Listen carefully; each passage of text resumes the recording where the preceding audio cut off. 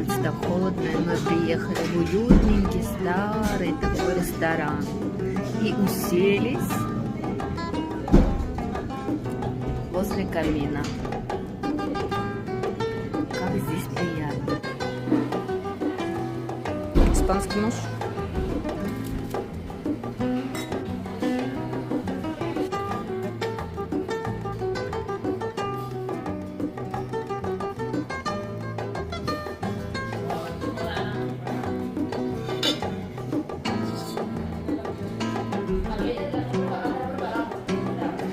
Gracias. Испанский нож.